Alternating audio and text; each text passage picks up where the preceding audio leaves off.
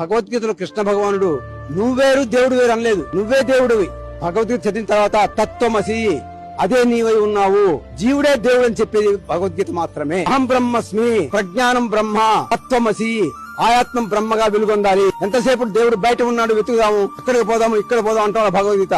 నీలోనే తస్మాత్ సర్వేషు కాలేషు మా మనుస్మర యుద్ధచ ఆమె వైశ్యస్య సంశయం. ఎవరైతే నిత్యము పరమాత్మ యొక్క ధ్యానంలో ఉంటారో పరమాత్మ స్వరూపాన్ని ప్రసాదిస్తారట. భగవద్గీతలో చెప్పబడింది, చక్షుశ్చైవాంతరే భ్రువో నాసాభ్యంతర చారిణ. రెండు కన్నుల బొమ్మల మధ్య కుటి ప్రాంతంలో నీ దివ్య చక్షు ఉంది, దాన్ని వికసింప చేసుకో, చక్కగా పరమాత్మని చూడగలుగుతా ఉంటాడు. త్రైగుణ్య విషయావేద త్రైగుణ్యో భవార్జున నిర్ద్వందో నిత్య సత్వస్తో నిర్యోగ క్షేమాత్మ. ఇవన్నీ పట్టించుకోకు భక్త, నేను నీ ఎంత ఉంటాను, నీ యోగక్షేమాలు చూసుకుంటాను.